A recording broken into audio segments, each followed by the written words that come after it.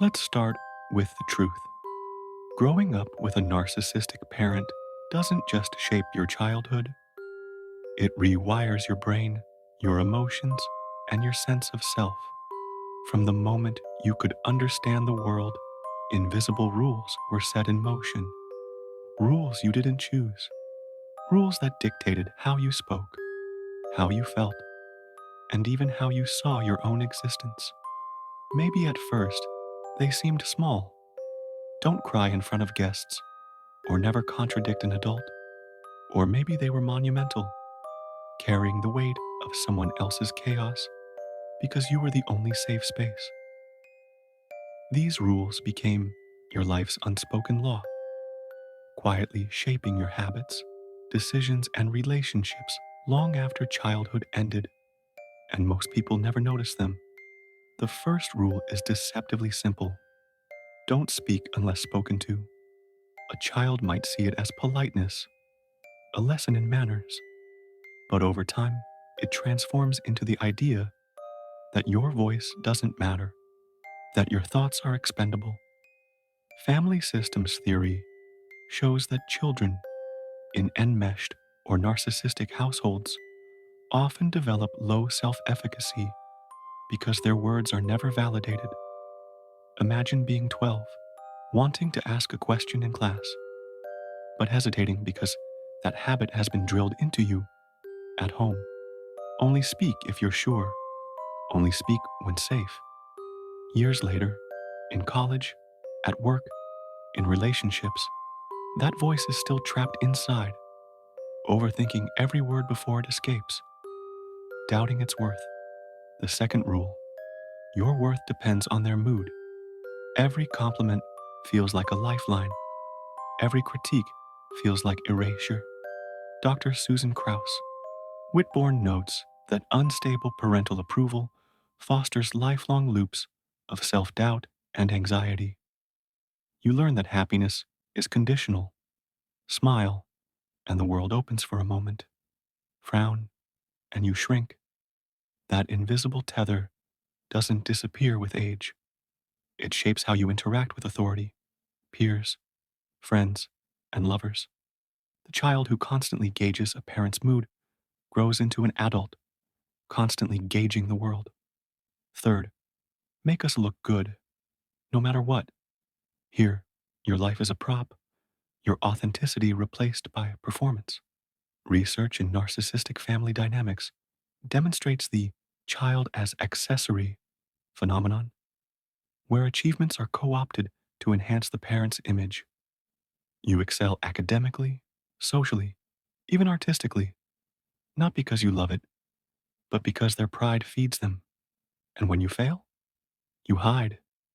You hide everything. Anything less than perfect threatens your place, and you've learned secrecy is survival. The fourth rule is cruelly simple. Feelings are weakness. Crying, frustration, sadness, even excitement are monitored and judged. Emotional suppression begins early. Studies show that children whose emotional expressions are invalidated internalize anxiety and can experience sudden bursts of rage later in life. You might go to work with a tight chest and racing thoughts, but you don't cry, you don't speak, because emotion was dangerous in your house. This taught you self control, yes, but at the cost of vulnerability and authentic connection. Fifth, don't question or challenge the leader.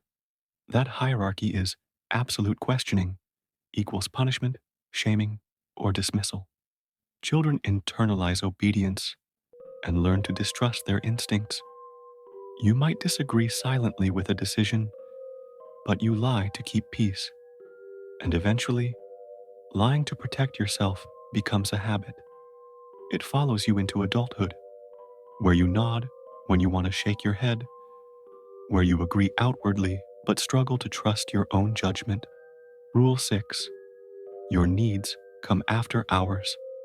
Self sacrifice isn't voluntary, it's survival. Adult children of narcissists often struggle with chronic people pleasing and weak boundaries.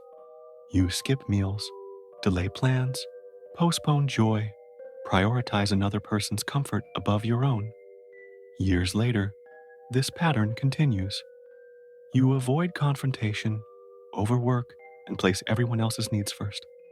This wasn't an accident, it was a rule you learned as a child. Seventh, appear perfect outside, chaos inside. On the surface, your family seems normal, even enviable. Inside, it's a storm. Masking and shame are twin pillars of this experience. You smile for cameras, post happy family photos online, and once the door closes, the tension explodes inward. Psychologists studying narcissistic families note this dual reality phenomenon. Children learn to manage two conflicting worlds, one curated for others, one lived privately. Eighth, carry our secrets, sometimes fix us. Parentification is real. Children take on adult responsibilities prematurely.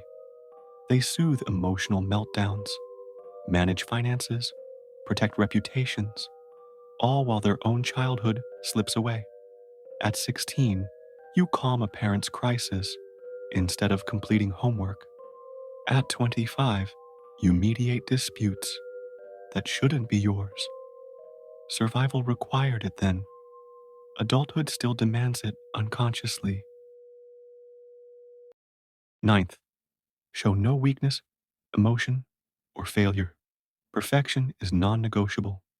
If you falter, punishment may be subtle: a sigh, a disappointed glance, an offhand remark. But it cuts deep. Psychologists link perfectionism, conditional love, and fear of failure to children raised under narcissistic influence. You avoid risks, you avoid opportunities, preferring the comfort of stagnation to the threat of imperfection. Finally, the 10th rule: we will tell you who you are. Identity is not yours, it is dictated. Self determination theory confirms that external control over development hinders autonomy and authentic identity formation.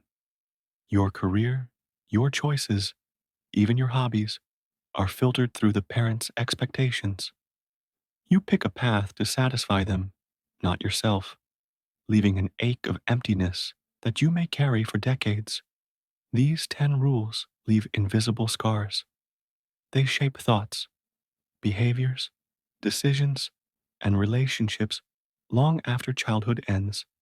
But here's the key: recognizing them is the first step toward liberation.